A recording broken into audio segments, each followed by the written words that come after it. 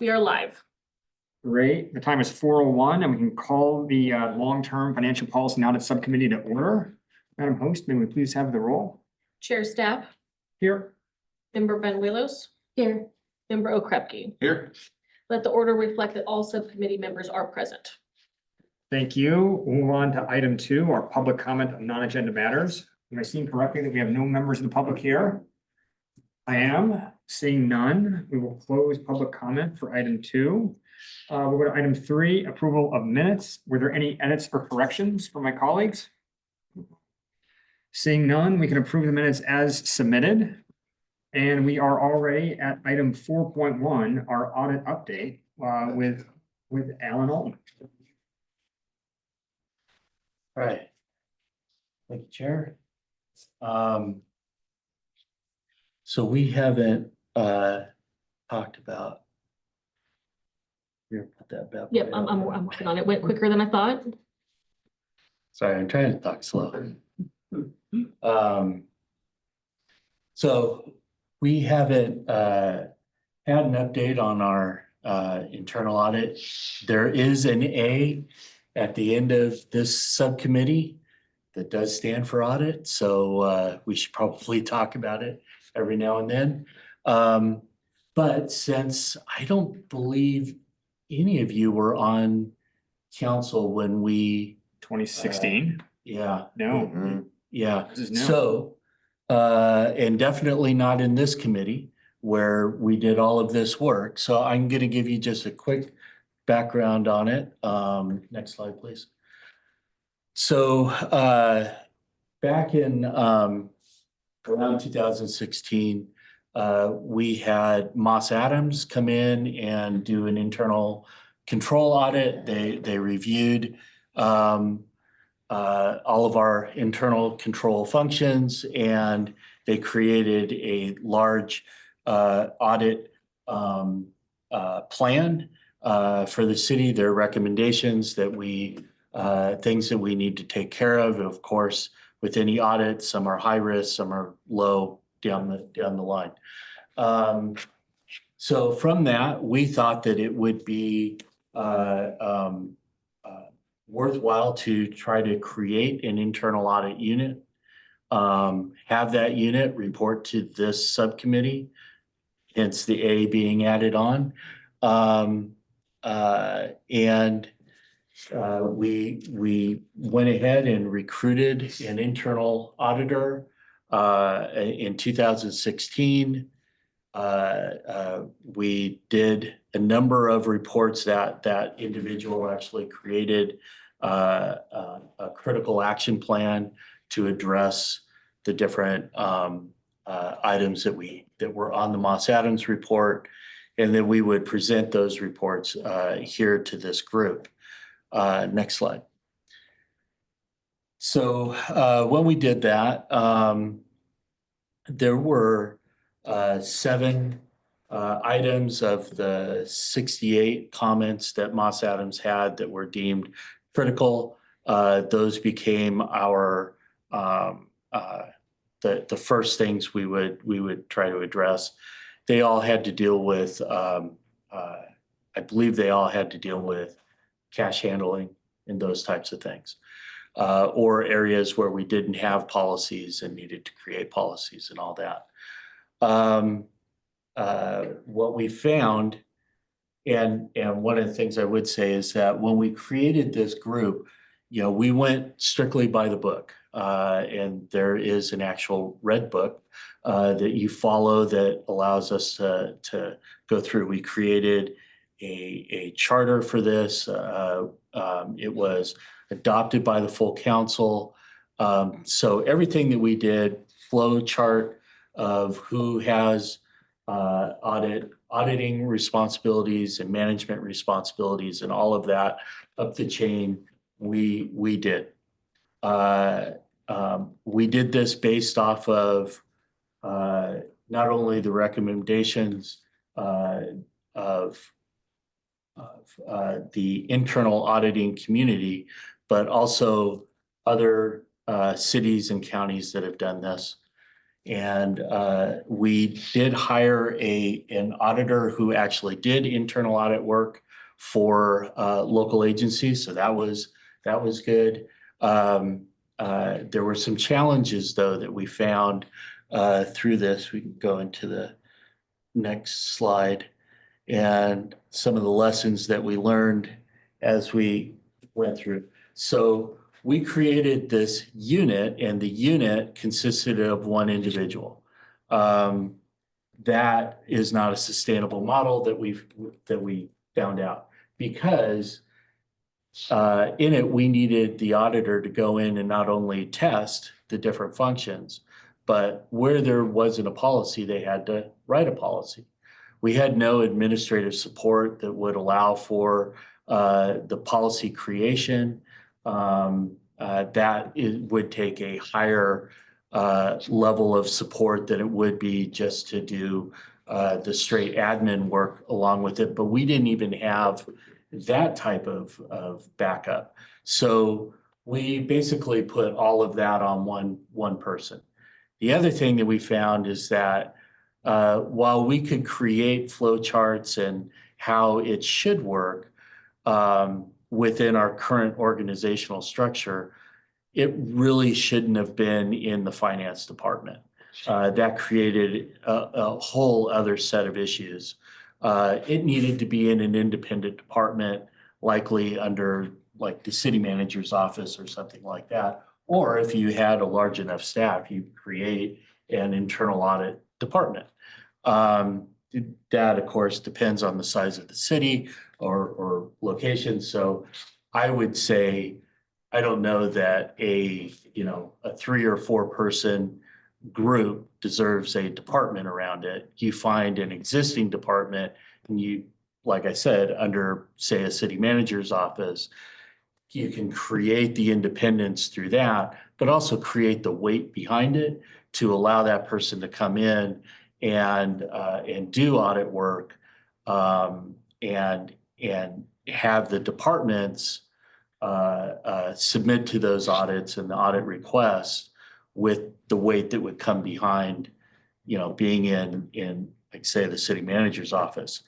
One of the other things that we found is that in addition to doing the audit work, this person and all the classifications for accountants became accountant auditors. So this internal auditor did accounting work too. That was fine when we were in downtime, but that was very difficult when you're working with other departments on your normal accounting duties and then have to turn around and do internal audit duties along with that. Let's be honest, nobody likes to be audited. And so, imagine what that's like if you're an employee that has built a working relationship with a department from an accounting standpoint, and now you need to take that hat off and go in and as an internal auditor. There were a number of other issues that we came up with or that we found. Some of the policies that we had to write required us to go through a pretty extensive meet and confer process. There were those types of things. I bring all of this up to explain why, one, our auditor left in 2020. We have not refilled that position. In fact, it doesn't even exist now to be filled. And if you came to me and said, Alan, I want to start up the internal audit group again, I'd say, yeah, that's probably won't work. Let's look at a plan B of actually hiring a third party to come in and do that. And that's kind of where we are right now. There are still things that we need to check off from we can go to the next slide. There are still things that we need to check off from the initial Moss Adams report as we get 10 years later. I think of the real critical ones, petty cash, there was procurement. those types of audits we did take care of. We did create policies. We are able to now retest those, or more importantly, have a firm come in and retest those. And then there are some other subsequent audits that would need to happen and down the line. So we are looking at going out and engaging a firm again. So we'll put a proposal out and to look at not only some, individual things that we have noticed and want to take a specific look at, but also just to revisit the Moss Adams plan, refresh that, come up with a new critical action plan, but also part of that response would be how they would actually do the audit work and what that would cost. And then we will need to, in this group, have that type of a discussion on how we get that type of work done, knowing that it's under our current structure, the way we wanted to do it, it's not feasible to do it in-house. And do we either create a whole new structure, or do we have somebody from outside go and do that work? So that's where we are. We're in process of reaching out to firms under our professional services policy. We can call firms up and have them give us proposals. So we're in the process of doing that. We'll get somebody, we'll get the proposals back and figure out where we go from there. And we'll provide updates to the committee going forward when we have new information. With that, that is a very quick overview.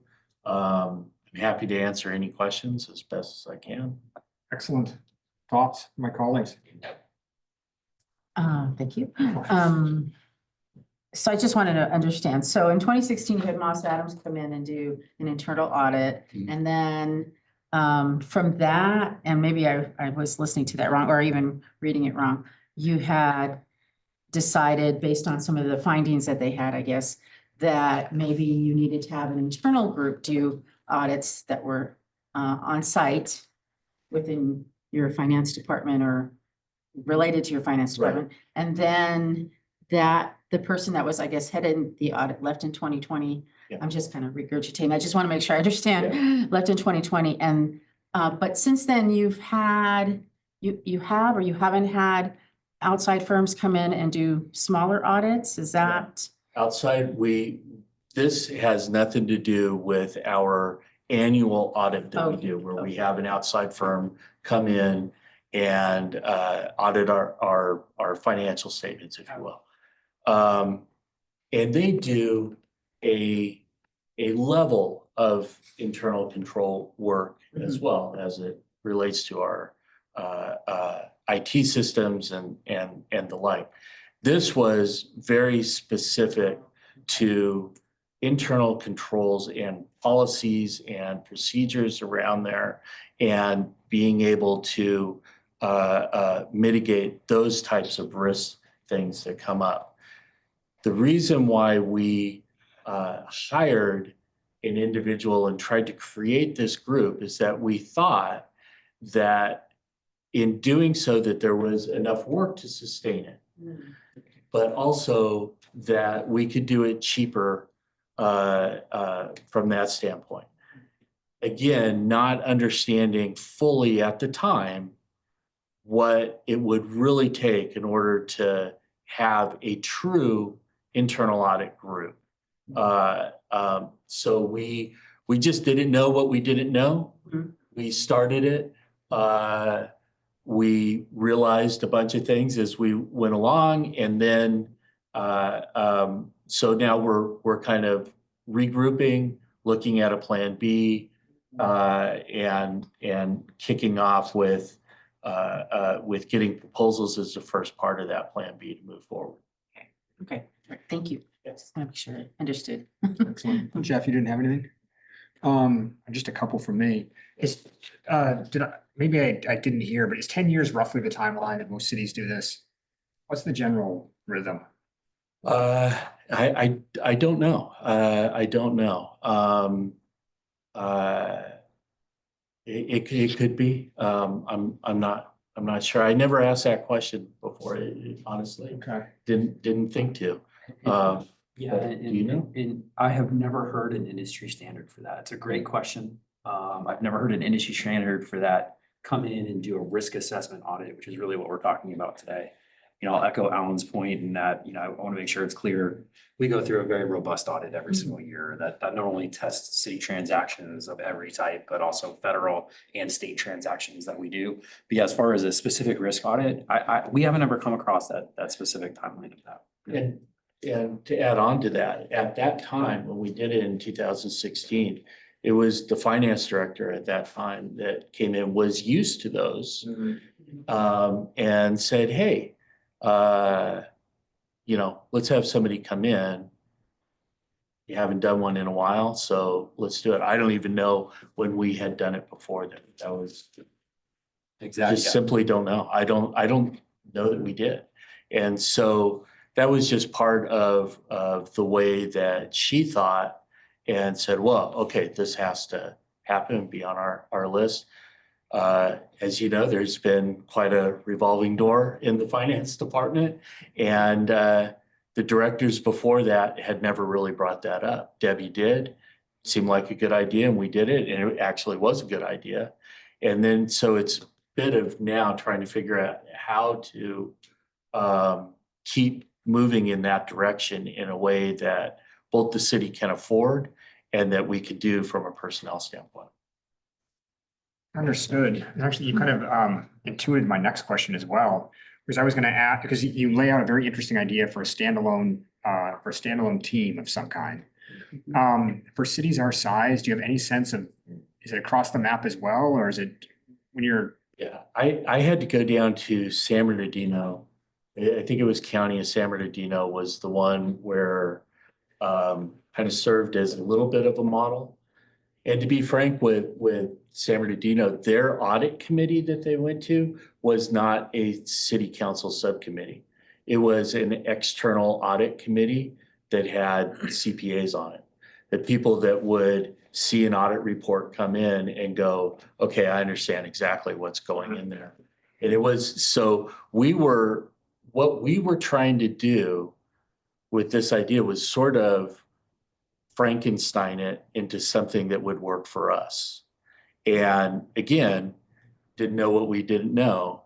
And so I still believe that it's the right thing to do. We should always look at those and those policies and those procedures and functions and make sure that our internal controls are where they need to be. It's finding out the best way to do it for a city like this. It just isn't done as across the board as we can. It took us a very long time. I think it took us three or four tries to even hire the person in the first place. So to get the recruitment to where we had, and we were looking I could see specifically being a hard recruitment, especially in this area, to find somebody willing to do it for the price we're able to pay. Exactly. That was, there were a number of challenges on the classification side as well, just to be perfectly honest. It was something that we went, okay, well, we didn't realize that we were going to have that much problem. So we went into it a little naive from that standpoint. And again, learned a lot of lessons, good lessons. And that's why we're thinking, well, maybe just having a firm come in and do that work checks a lot of the boxes of the things that were difficult for us to do things internally. And last question, we're obviously going out to bid now, so we don't have any firm cost estimates. Do we have anything in the ballpark? Is this?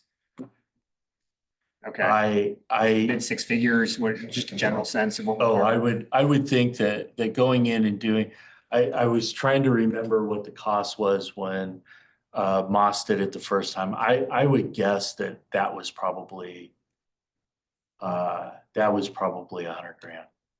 I would think that just going 10 years in later, it might be and- double that. something and like- doing that type of management review and getting that list together, talking to the department heads, talking to the city manager, finding out where they think that the risks still may be, even just refreshing the existing plan, I think would cost you, I think you would ballpark it at that. Okay, And if it's less than that, great. That makes But sense. That might be where it's gonna be, but the other thing that we're gonna need to take into account is that, okay, you've done that, now I'm gonna need you to come in and do the testing and do the policy writing, should there need to be some. so that would be on top And of to it. do that stuff. So Yeah. then that's where your cost starts. That's where you really get the higher cost. That's what we were hoping Yeah, to avoid by doing the internal group. And that's where we fell flat. well, it sounds like there were good reasons why it fell flat. That would be tough for any organization, and in particular, our organization here, given the cost of living and improvement issues. Back to the San Bernardino, or the San Bernardino committee was made up of outside firms. How exactly did that work? Wasn't an outside firm. It was just Outside individuals, individuals rather. that. Who managed that? Who managed that group? Who brought that together? How was that group coordinated? Well, again, it was a pretty independent group that was there, so I would think that, however, I'm gonna speculate, because my Here, I'll- memory is a little fuzzy. I'll save you on that. the speculation. I Yeah. think for us right now and for this community, which happens to be incredibly strong with accounting firms and accountants Yeah. and a bunch of people who pay close attention to the city finances, Yeah. especially right now, but we don't have a great way for them to plug in. Having a clearer sense of how San Bernardino managed that and whether that made sense for our community. Again, especially right now, where over the past couple of years, we've been doing a lot of education, a lot of outreach with respect to our financial picture. Yeah. We know there's a lot of interest. We have people people knocking on our door saying, how can I help? How can I get involved? Especially as we're gonna be carrying these conversations forward into the future, to have a committee like that, that's not only doing the risk analysis for the city, but it's also providing community members, experienced, financially savvy community members, a way to plug in, would be a great thing for the city, not just in terms of risk management, but also politically. Yeah. I would have a lot of interest in hearing details about other communities have made that work. Yeah, I can get. It would almost kind of mirror the working group the city Yeah. manager is putting together. Yeah. Yeah, but that and on a go-forward basis, where we have this permanent group of experienced, trusted community members saying, I've looked at what the city's doing, it's good. That helps all of us out. Yeah. Yes, it does, agreed. I can find my notes from Okay, whom I've talked to in the past. would that be something that would interest you as well?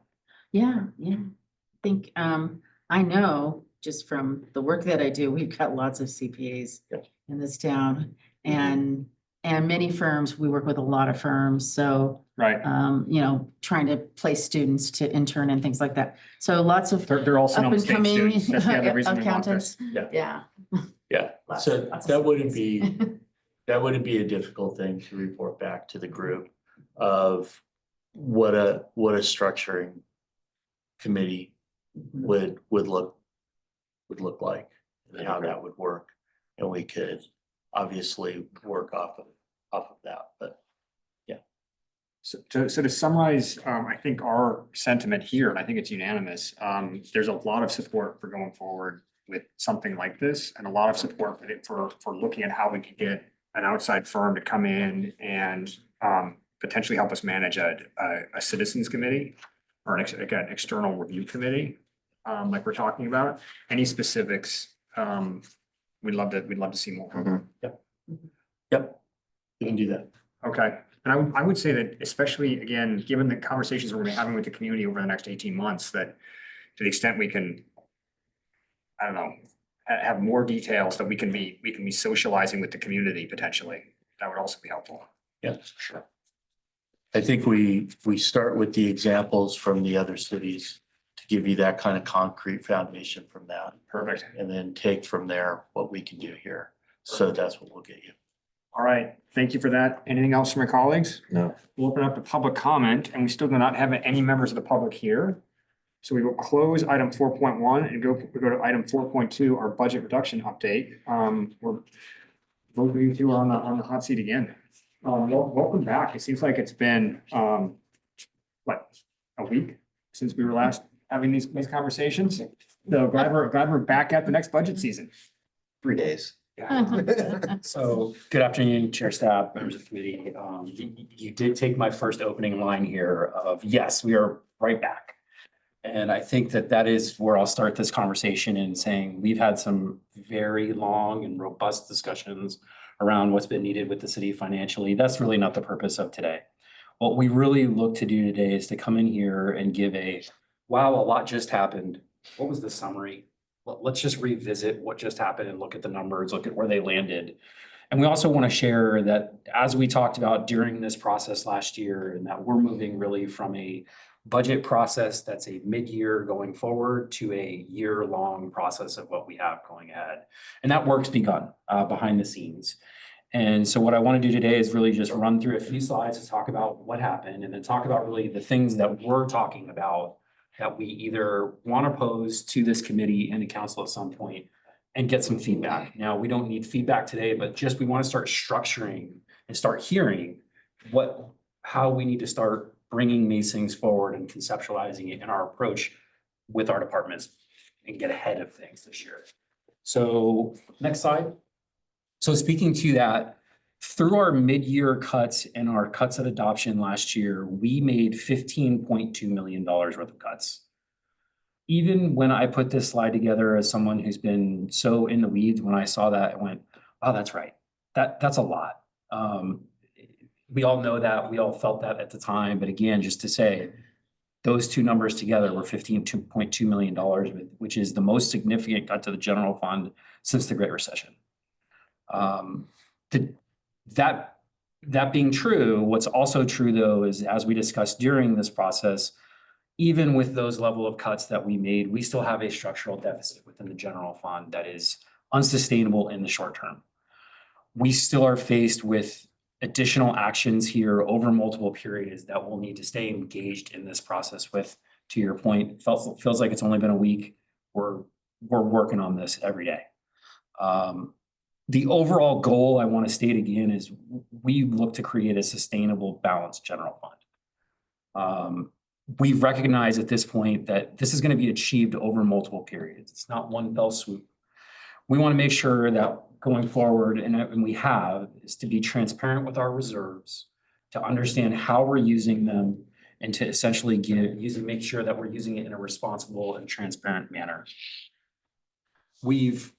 While we've been doing this and kind of crunching our numbers, what we really landed on most of the time is in understanding that with any of our projections or any actions we're doing forward, we really want to stay above our council minimum mandated on a 2-year basis. So any action being taken by council doesn't put the city in a position of being under policy within the very next action, if that makes sense. But I'm going to illustrate that in a moment.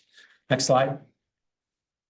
So as we've been working through this, not just with the numbers, but with the concepts going forward, there's some things that we want to address. The first and foremost is, unlike where we started a year from now, we're not starting from scratch. And we want to recognize that we need to look at our departments and recognize the cuts that have been made. And we need to start understanding what equity for our departments looks like and how we pose that and how we frame that and how we develop what a target amount for departments should be. Because again, we're not starting from zero. Again, I was speaking to, we want to look at, well, what is the minimum amount of reduction that we should be targeting? I'm a big believer that if we don't have a goal, if we don't have a target, we can't really structure how to get there. We need an end goal. And what we're gonna do is we're gonna make sure that we're maintaining a sustainable reserve level while at the same time addressing our deficit to the manner that we can. I think a question we've been asking additionally is when does the cutting end? As we've all been speaking about, this is a multi-year cycle. We recognize that each year is very difficult. And so again, I think being able to come up with a strategy and targets that can answer how long is this going to go forward is not only critical for the city, it's not only critical for decision makers, but it's also obviously critical for the community. We want to give room for positive change. We recognize that one fell swoop off of projections is not something we want to do. We want to make cuts that are mindful towards things can get better. Whether that's through economic development, our departments gaining efficiencies through technology or different approaches towards some larger economic problems that we have. And then, of course, if we have any revenue improvement through increases in sales tax, through businesses coming in or our economic development efforts paying off in that type of way. We want to be able to look at our cuts and look at our strategies and say, it's not too much too soon. We can defend what we're doing and making sure that we're not making abrupt changes to the city's service delivery. Timing, we talked about that a moment ago, but to our original point, we're right back here working on it because this is such a large task. We aren't able to afford ourselves waiting to mid-year to approach these subjects. Next slide. So this is a standard chart that we show, I think, almost every time we get up to talk about budget. And this is our long-range financial forecast. This is reflective of the adopted budget. So that's that $8.4 million that we adopted as our 25-26 deficit amount. Note that we have a fairly substantial increase for the next year in 26-27 of moving to 17.4 million. We are still trying to crack this snowball that's rolling downhill effect. As you notice, the numbers just get larger. That's really an effect of a couple of things. As I always talk about with these issues, CalPERS is a big driver of that. Our contributions to CalPERS really take a jump in 26-27. Alan and myself have been working through some strategies around that, and we're looking forward to really trying to crack that nut a little bit better. And so on. But if you go to the next slide, what we'll see is, again, what I really would like to be a standard slide additionally is we saw this slide during adoption time, and that shows our projected reserves.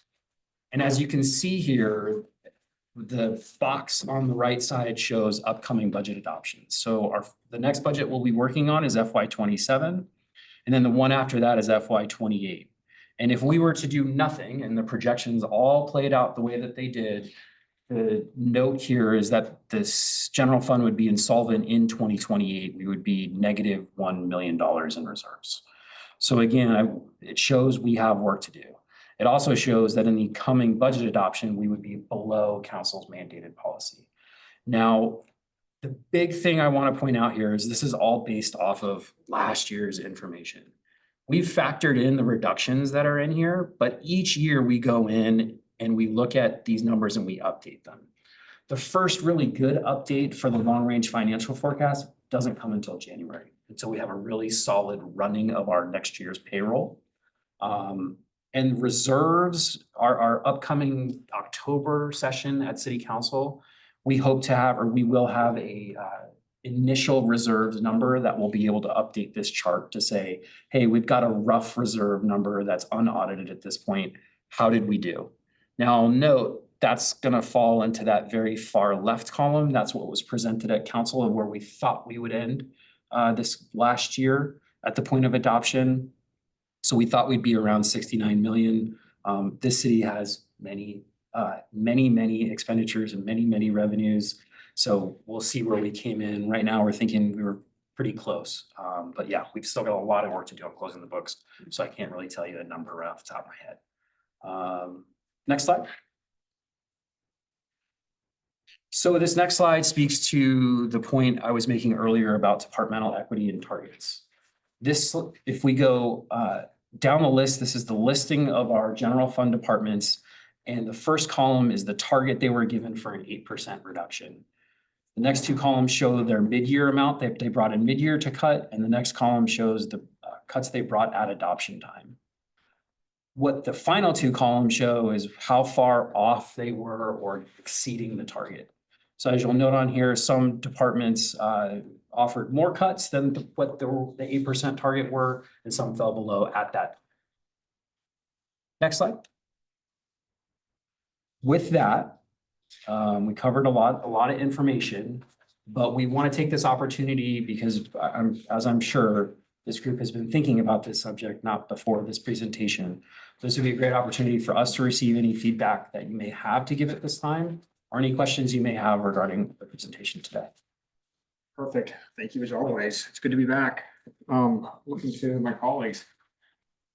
Caroline, thoughts? Yeah. Want to go for it. So the one question I always have had on this is when we talk about your first bullet point of equity across departments. And this is a greater probably policy discussion, but I think it comes down to we're talking getting down to core services, right? Not necessarily cutting fat, that's probably not the best euphemism here, but trimming off what we can and still provide the core services that people expect. And so I think it's probably a discussion that us three and probably the rest of our colleagues at some point have to have about what we want to keep in place no matter what, sort of a tiered approach, right? What's A, B, and C, right? Because just saying 8% across the board is, to me, isn't an effective approach going forward. Like at the beginning, like, hey, we need to cut, let's everybody go across. But as I think we're safe to say that the next round of cuts and the ones after that, if those are necessary, are going to be much more considerable and get into much more, what more people would consider important from the city, right? Whether that be parks, recreation, police, fire, whatever have you. So what kind of process can we do for your team to get enough feedback with that to determine what needs to be done? Yeah, I thank you for that comment. And this conversation is the beginning of that. This is exactly what we're trying to accomplish is hearing some feedback of because I think what we don't want to get into is, well, what's needed from us and what's needed from you. I think what we're looking to do is have an understanding of, tell me what that looks like. Tell me, I agree with you. 8% doesn't make sense. Are we looking at targets? Are we looking at targeted services? Then to your greater point, how do you come up with that ranking or weighting, or how do we weigh these things? So I think this is the feedback we're looking for. Yeah, for me, it would be, I'd want to target services versus a dollar figure or a percentage. There are certain services that I would consider more core services and vital to the city that would be far more expensive than, an FTE from one department versus an FTE from another department's, whatever those may be, right? Police officer versus a camp counselor or something like that, right? Like, as an example, I'm not saying we should do anything, just as an example.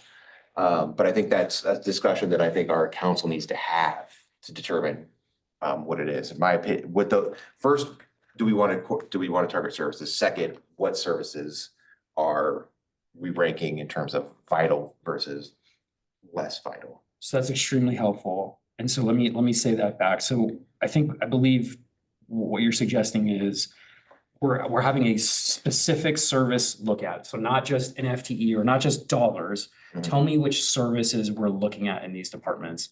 But furthermore, don't just consider every employee, every FTE the same or every service the same. You need a better understanding of how much these services cost and the weighting of them. Yes, that's my opinion. Okay. I don't know if you guys want to expound on that, or if I should just go down my list of questions now. Go ahead. I mean, I'm with you. Just go ahead. I have a clarifying question, but I think it is on point. So we are switching to a more program-based budgeting model, right? We're in process on that. We're starting that. Okay. Will enough of that be in play that over the course of the next 12 months, we can start talking about program level costs, which I think gets to Jeff's Yeah. point about a bit more of an operational focus. Yeah, so, we are yes and no. I'll say that right away. It's yes and no. We've already had an informal kickoff with A&M to talk about this, just being budget staff and working with them. We will have a more formal kickoff with TPW going forward, and this is really a pilot with them because we are concerned with the potential enormity of changing our budget structure that has been in place forever, and then all of a sudden changing it to what we're talking about here. It could go really easily, and it could go really difficultly. It's close. Close Close to enough. being our work. Yeah, thank you. It's almost 5. So grammar starts going downhill. So that was our intent of going from a pilot standpoint. That said, I think that there is enough information that can come from that could at least get us a sense of what we're looking at from a citywide basis. Where there's also some things, it's not just developing the budget from a programmatic standpoint, but there's also looking deep into those departments to find out where the efficiencies are and doing those types of assessments. And I think we are also working on that. We're kind of going at it in parallel tracks with that, with hopefully getting to the same area around the same time. But those are the two things that we're doing. I know the work I'm doing, we've set a January deadline to be done. So hence we're working now and through the fall on that to be ready to be able to put into our budget moving forward. So we're definitely headed in that direction. It may take us 2 budget cycles to fully understand what those program costs are, what that, getting down to that level of budget cost or, general fund cost, and through the assessment process that we would be going through as well. So, That's helpful. I hope sooner rather than later, but I would want to set realistic expectations. I'll come back to this, but I didn't want. Yeah, when it comes to cut target amount and minimum reduction amounts required, again, the minimum reductions programmatically, like we were talking about, right? Versus just 8% across the board. Cut the overall cut target amount. I don't feel comfortable going into that until after 10/1 until we see the real numbers. Right. Once that's done, I think, if we're way off, then it's like, all right, we have to revisit it. If we're pretty much dead on, then it's like, all right, well, we know where we are, right? Yep. Room for positive change. Economic development, I think we can all agree that's more of a long-term solution. You can't really do that overnight. Department efficiencies, I would assume that's already being done internally. The revenue improvement, though, I'm interested to see why that's on there, what those options are. Well, I think let me clearly define how the context of revenue improvement on this slide. Okay. In that we don't have a crystal ball on the city's existing revenues. So when I say revenue improvement here, that is just a generally speaking to, sales tax. We've had years in the past where we thought sales tax would be X and it came in a little bit better. So let me be clear, revenue improvement specifically, this is not speaking to enhanced revenue measures, et cetera. Gotcha. This is, hey, we experienced major revenue changes during especially COVID. Okay. So we want to be cognizant when we are asked or when someone would say, your revenue expectations here are too low, you are being too conservative. Well, I hope so. I hope it does come in better. So we want to be able to say to ourselves, we're not just being overly aggressively or over conservative. I think that's the context of revenue. Fair enough. improvement. Brett, Caroline?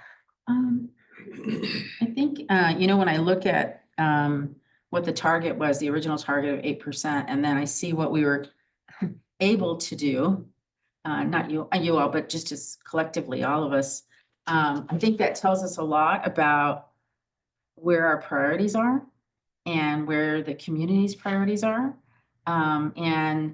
Without just saying, okay, it's gonna be 8% or whatever the target is gonna be next time, if it's gonna be specific, or, cuts across the board or whatever it is. I think, to me, when I look at this, I see, what we were able to do based on what folks were saying we needed, what the community felt we needed. You know what I mean? It's like, you can talk about this in theory, but what reality is another thing.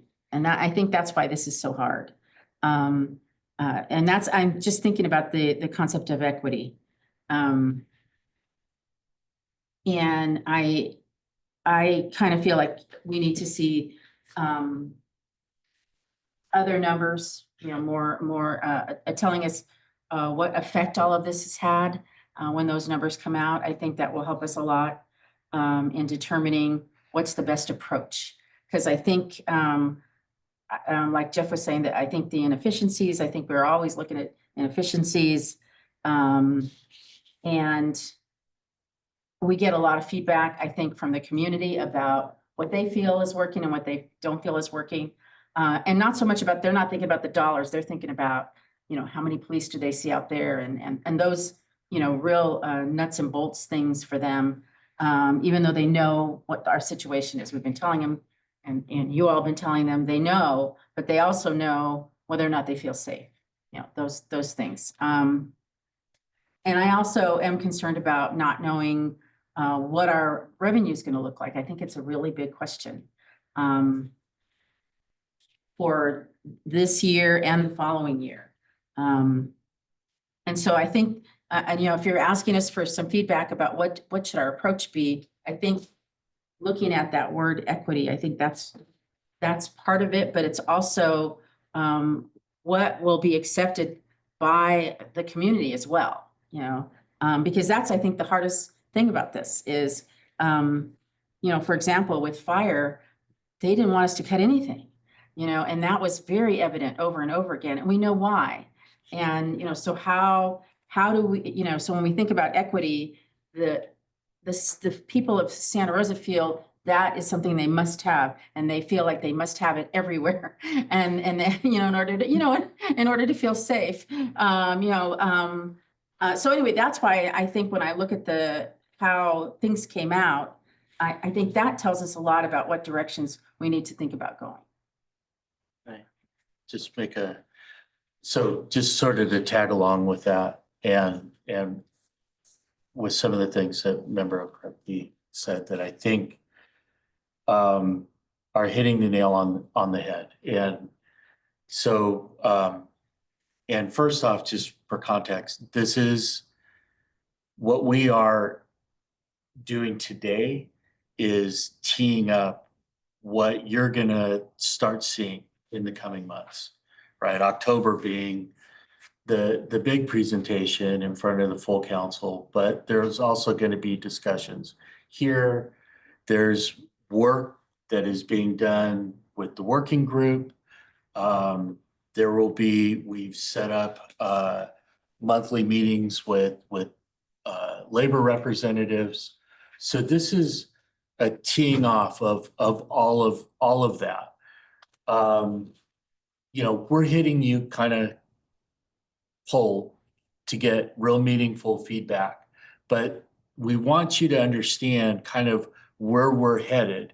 And it's really stuff that we've talked about, through budget adoption and, hey, here's kind of where this is where we have to go. And we're making these incremental steps in order to get to that area.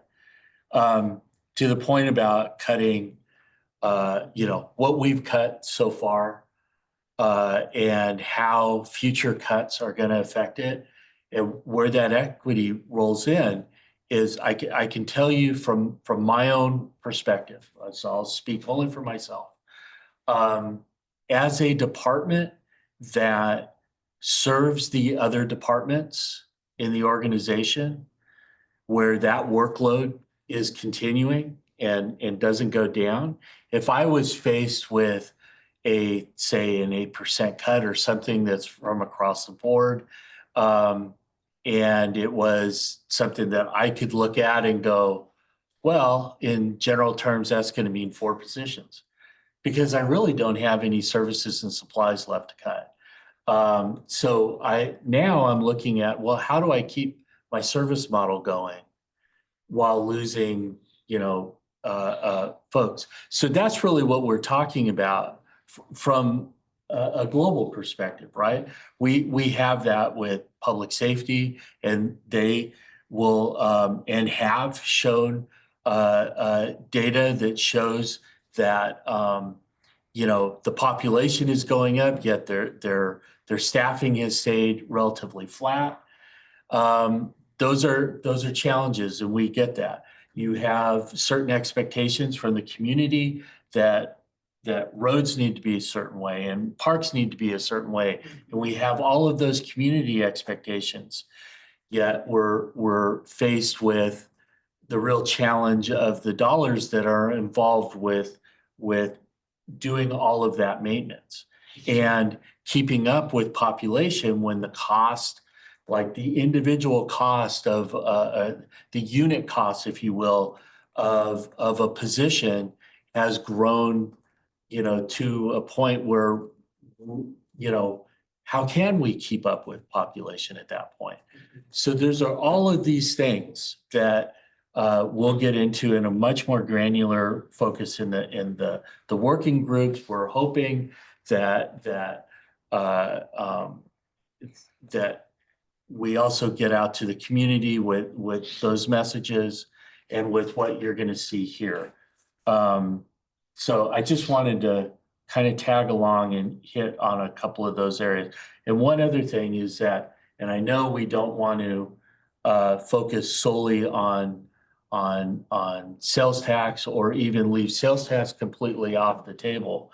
And what Scott is saying about revenue that he's talking about up there, and making sure that our assumptions are as accurate as they can be, given that they are just assumptions and projections, and you never know what is really going to happen.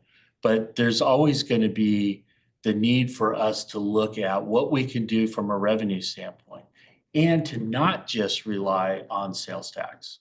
That we could look at things like parcel taxes or any other types of fees for service or things like that aren't the big hit that sales tax are, but add, and those types of things can help, possibly offset some of the position reductions that we have to make.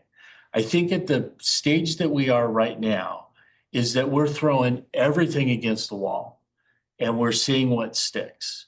And so this group is big on showing us what is sticking and what's not. And then, especially when we go to the full council, is that we want to make sure that this committee is able to go in and say, yeah, no, we've looked at that, or we've given our feedback, and what you're seeing is what we think should go forward. So, sorry, I didn't mean to, but I just wanted to yell it on. Thank you for that, Caroline. That's all I have right now. All right, I'll pick up the baton then, and I'll start on a positive note. And that's to go back to Scott's opening bullet point and opening comments. I just want to make sure that all of the public online hears very clearly what Scott was conveying diplomatically in his comments, which was how well behaved council was this year. After months of sensing the anxiety across the dais, that council did its job. And so I know that Alan and Scott want that message to get out to the public. Thank you so much for that. And then looking ahead again, we're sticking with the good news here. With the long-range financial forecast, remind me, what year is it that CalPERS contributions are anticipated to start to decline? We have less of a headwind and more of a tailwind. So 2031 is gonna kind of level off for a little bit, and then it's gonna eventually start going down around 34, 36. I would really describe it. long? So here's what I would say. I would say that we are doing a lot of work around this subject. Okay.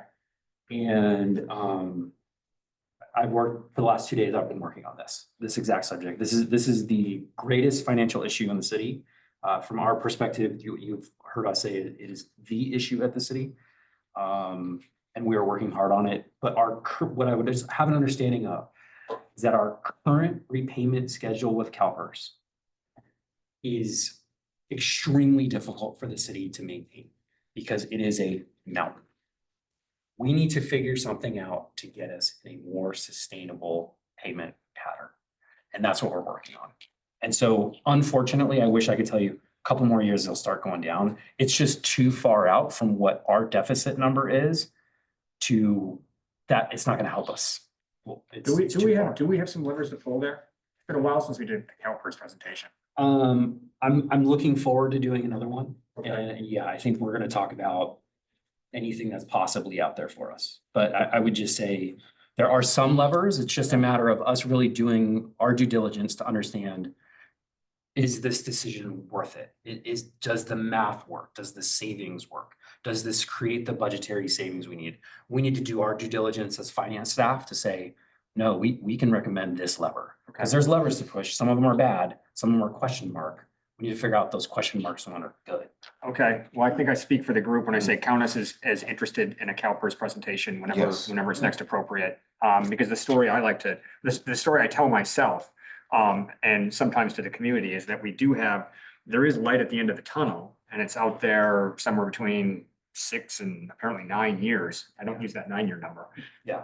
But if we can get ourselves there, then the city's job becomes a lot easier. So that's at least a ray of sunshine in the future.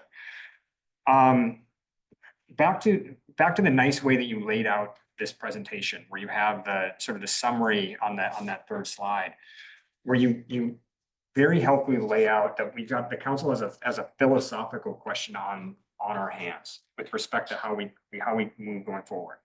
Again, thanks to the work of everybody in your team and every department of the city and on council, we bought ourselves at least another year in terms of runway.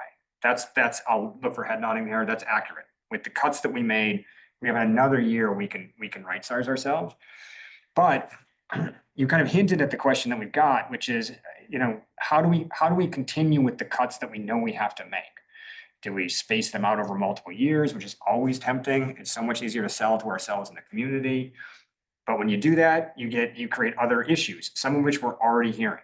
We're already hearing from multiple vantage points that recruiting at the city is a little tougher now, including in areas like public safety, because other people who are looking to come here or looking to stay here are seeing that the city is going through year after year of budget consolidation. Why should they apply here? Do they need to be looking for other jobs? And so that's having an operational effect in the city, which is something we need to take into account. On the flip side, the budget cuts that would potentially make in this coming year, 17 million plus, that's a big number since all the low-hanging fruit is gone. Everything there is maybe not everything, but so much of it's live body cuts, including in public safety. That's just going to be a difficult conversation for the city, for the community, more difficult even than this year. But so there is a philosophical question on our desks, certainly on council's desk. But here's where we do need significantly more operational feedback from the city. And this is in line with both of my colleagues' comments. For the past couple of years, there've been some cuts or some changes that have been easy to make in a vacuum, where we could claw back funds that weren't being used. We could leave positions vacant. We could find funds in some of the other accounts, and repurpose those. Those were easy to have somewhat in a vacuum. Now all the cuts going forward are really going to involve, or have operational impact. And so from the council level, we need to have more information, well, really not just from the council's level, from the community's perspective, we need to have more information on what that impact might look like and what the trade-offs are. And both of my colleagues emphasize this very well. And so I'll just add my voice to that. I'll add one other factor that we haven't considered here, and that is that in contrast to some of the earlier periods of cuts that the cities had to make, we've got significant federal budgeting issues and significant state budgeting issues, and we haven't faced a financial downturn in a while. At some point, that's going to come back, and none of that's really factored in. There's no easy way to factor that into any future forecasts. So getting back to council philosophy in terms of how we're weighing the discussions to come, it's hard for us to count on things continuing on a nice, easy trajectory, given all the headwinds that we're getting given that there's not gonna be more federal money, there's not gonna be more state money, and we don't know how long the economy is gonna stay stable. Go back to the happy stuff. All right, I'll get there. I'll get to the neutral stuff. All right, well, here's a positive comment for you guys. You've been, you're very clear with your caveats about how hard it is to predict future revenues and future expenses. I have to say that in my years in this committee, you've always been within such a narrow margin. Like the prediction capabilities of the city, the forecasting has gotten really good. So for myself, at least, I have no lack of confidence that the numbers we're putting out there are plausible. It's just that the macro situation is so uncertain. It's hard to know really what's coming down the road, positive or negative. Okay. All right, back to more positive things. So we've all emphasized the fact that we need to start incorporating more specifics in terms of operational impacts of the budget issues. Like we're at that time now where talking about across the board cuts or talking about one program versus another, we need to know how what the real world impacts are. And then on the revenue side, Alan, you very helpfully mentioned this, and I agree. The time has come, we've got to go hunt for more revenue. I mean, we can't cut our way entirely out of this. We've talked about sales taxes. We've talked about utilities taxes. We've talked about raising fees across the city. There's little ways that we can make an impact. And to the extent that this committee can be involved in at least hearing what the possible levers for council are, that would be, I think, a good use of our time. So we're ready to go pretty granular. Given that we're going to be hunting for every dollar over the course of the next, whatever it is, 10 months. Well, I will address that specifically Okay. at, I think it's 4.4 on our agenda. Cool. Well, with that, I think that's the conclusion of my comments. Anything else, my colleagues? No. Still no other members of the public here. So we will conclude public comment and we'll go on to item. Hold on, I gotta pull up my agenda again. 4.3. So in fact, Alan's trying to throw me off because I don't see a 4.4. I think That was that a is test. I'm sorry, it's item 5. You know I My fall bad. for that stuff, Alan. All right, item 4.3, let's talk about, CFO Alton will lead a discussion about what information the committee wants to hold. Yeah. We've started this conversation. Alan, over to you. Yeah, so this is one of these things, I'm going to say this tongue firmly planted in cheek, of a free-flowing discussion that we all love so much. I don't really have a presentation. Look, we are getting ready to go into a number of high-profile council meetings and whether it be study sessions or mid-year and things like that. And I want to make sure, even with me kind of heading out, but getting the team a way of providing the information that we give you guys that would be the best use for you. It would be the most understandable, most whatever. I can't do anything about the data being dry. I mean, just a finance presentation is not something that you get geeked for. I was attitude. Selling yourself short. Well, I will say, the presentations that we do now are, they've evolved over time, but they literally, I mean, some of the stuff that we provide to you are things that we used to do on overhead projectors. They go back that far. And there's a reason why they are still in there. And that's because council members at different times have said, hey, I really want to see things presented in a pie chart because you're showing me a bunch of numbers and I really need to see visually how this affects the organization or what this is really happening. And then we see other things where people see those pie charts and go, I got to have the numbers. You're not giving me the numbers. We try to make it to where council members don't have to do mental math. That was something that We don't need to highlight the deficiencies of council members. I was given very solid feedback from that from a particular former council member that will remain nameless. He knows who he is. And it's always been a blast. I've always had there was one mayor in particular a while ago that every time I would stand down there with a presentation to give, he'd whip out his calculator and try to find errors. Those were good times. Anyway, so we've built over time and That's Scott Bartley. I'm sorry. That's Scott Bartley. No, it's Mike Martini. Oh, yeah. Yeah, all right. That gave me a particular joy. That tracks. We'll get that in the public record.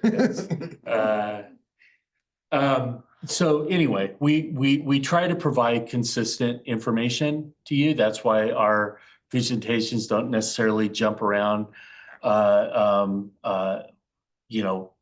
quite differently from year over year. You can look at a budget adoption presentation from this year and go back several years. And other than maybe some formatting changes, it's all pretty much the same information. And that's because that information is generally useful to the council and to the public to understand where we're coming from.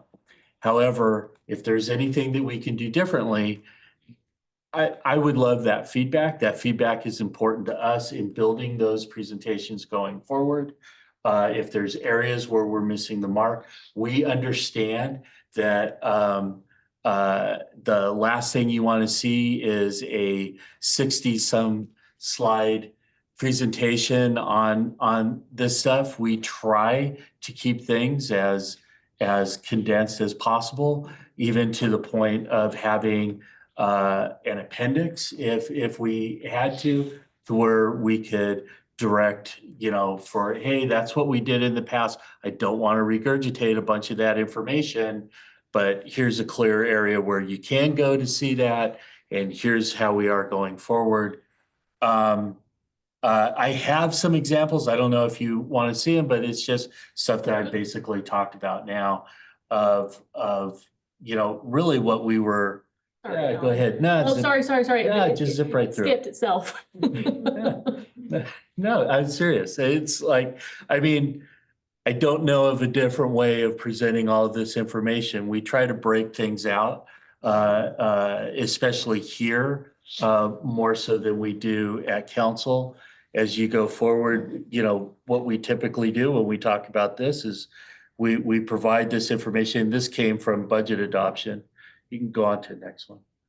And so there's that same information that is in a pie chart. Yes, it's redundant information, but it shows things from a dollar standpoint, and then this is a visual representation. Again, that's feedback that we've received in the past, and we try to do it. And we try to flip through these slides as quickly as possible, knowing that we can always go back. I think you can keep going. Yeah, so then we get to, this is stuff that we show at that relative to revenues, it's the same type of thing. You can keep going in there and go one more. So our long-range forecast, this is what we presented at budget adoption. Again, it's the same type of thing. We keep it, the actual long-range forecast is humongous, right? It is, this is an extremely high level of just that very top level of information. We can always go into deeper bits of information, but we always choose that, you know, you ask that of us and we can then talk on the fly on what's behind there. But really, I mean, people aren't going to care to see on a slide what types of transfers are. It's a great question and it's stuff that we're happy to talk about. But generally, you know, when we're trying to fit something on there and give you all the relevant information that we think that there is, this is what we typically come up with. The next one is Scott's presentation of here and why I think this is important, other than what's actually shown, is that this, I don't know how many, probably 5 different, maybe more than that, iterations of how to tell that story that have gone through different editing processes in my shop and then in with the city manager, of all trying to figure out how we can tell that story in a way that is accessible. Because there were some of them, and you know, no offense to Scott, but I think we told him at the time there, we're looking at it and I get lost.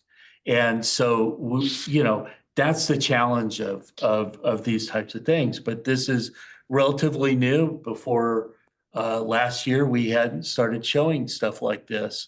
I think it's extremely important and will be something that you're going to see going forward because it tells the relevant story that you're looking for.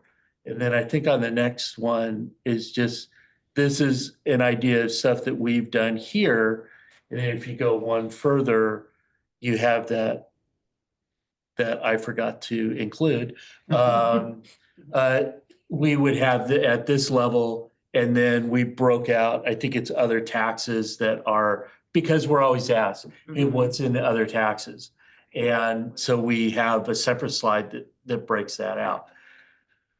So long way of putting it, if you've got any feedback from us, even if you kind of think about it a little bit, want to shoot a email my way of how we can better provide this information to you, we would love to hear it, because that's really what we're about, is giving you, as you're making all the decisions. All we can do is advise, and we advise through these. So however you would like it. Anyway, Thank you. Thoughts? Yeah, I would just say, like, I understand your pain, you know, numbers like art isn't, some people get it real quick. Some people, it's might as well be Latin or Sanskrit to them. You know, it's very difficult to understand. It's not like, you know, memorizing state capitals, right? Where you can just go out and you just keep practicing and then you get it. It takes it. Some people are more easily adept to it than others. And, you know, and then there's some people that see something like that and go, that's a lot of numbers and I'm just out. Because it's harder for them to really understand it, as detailed as they need to. Yep. I mean, I don't know of what else you could do other than like putting together some sort of Schoolhouse Rock animation. Like, don't tempt us. You're not forbidden to do so, actually. That's a great point, yes, but no, AI could actually do that pretty quickly. Yeah. or a local true. artist, Yeah. or a local artist. But yeah, I mean, I understand, you know, you want to be as thorough as possible, but if you're too thorough, it's too much, and you got to find that balance. Yeah. You know, it takes a little while. It took me a little while to, you know, especially with the one before with the reserves. Yeah. To kind of keep track of it, and be like, all right, this is what this means. And that, you know, now being on this committee, now having seen it in council a few times, I'm able to look at it and understand what it is.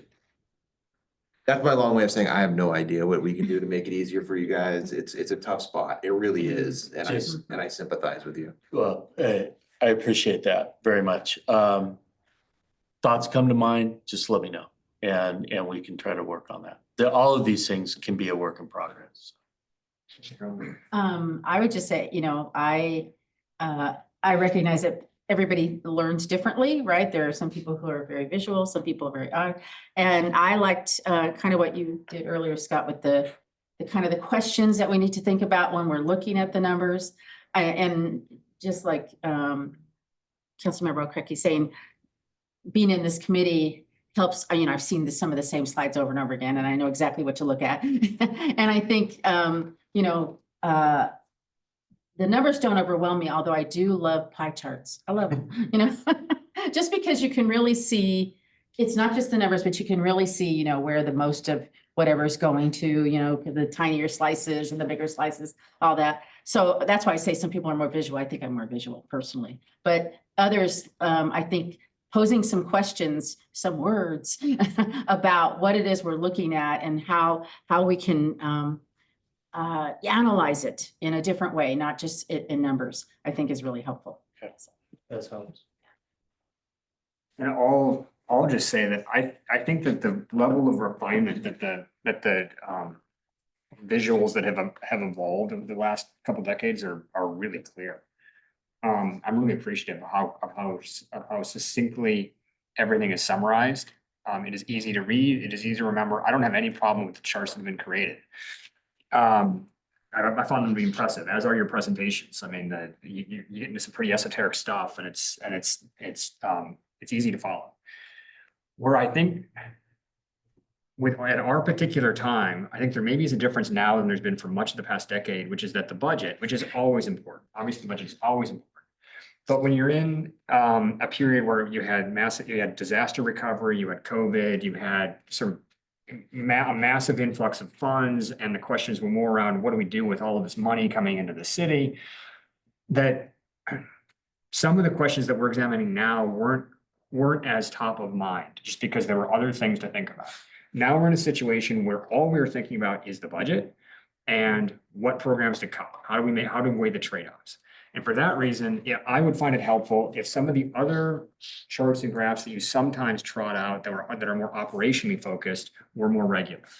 For example, on a couple of occasions, I've seen slides that you've created that in fact, you did this at the our final budget meeting of the year, the budget adoption session, where you showed how the percentage of the general fund spent on police and fire has changed through the years. Right, that's very helpful because it puts it brings an operational lens into the budget discussion that we're having. Right now, it feels to me like we need to do a lot more of that. Because we've got, back to the philosophical questions that the city and the community have, we got to figure out what we want the city to look like, what our target really is. And we tend to talk about the city really in the abstract. We look at a particular department at a time. We don't necessarily compare ourselves to similar sized communities. We don't necessarily talk about precisely how do we want our city structured, but for at least the next couple of years, that's our job on council. So any data that you have that incorporates that operational lens, or a lens that compares us to similar sized cities, so that council has a sense of what we're trying to get to and what the spectrum of reasonableness is with respect to how we're funding particular departments or programs within the city. That would be helpful for me. So this is all great. I don't see any need to edit this, but yeah, give anything more on the operational side would be helpful. Got it. No problem. It's a great feedback. Thank you. Okay, and that's it for me. Anything else from either of you? And still no members of the public in the room, so we will close public comment. And this takes us to item 5, future agenda items. It sounds like, I think we've done our future agenda items. Have we not? We did, with one thing I'd like to float and that is moving our September meeting to the 25th, which I believe is the last Thursday of that month, if that works for the committee. Let's check.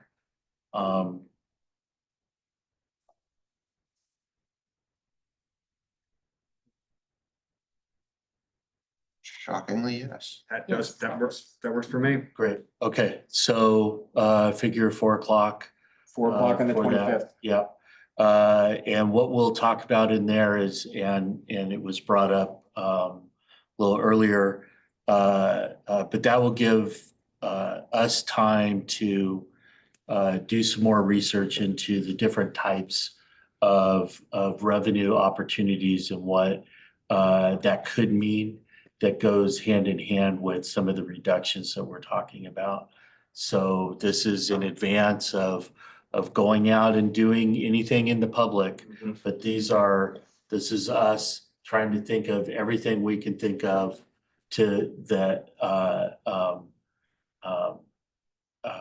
that we could tap into in terms of revenue generation and new revenue generation. So, but we just need a little bit more time than the normal regularly scheduled meeting in order to put that together. Excellent. All right. All right, thank you for that. Welcome. All right, and with that, well, again, no members of the public here, so no public comment. And with that, we're adjourned. Thank you, everyone. Thank you.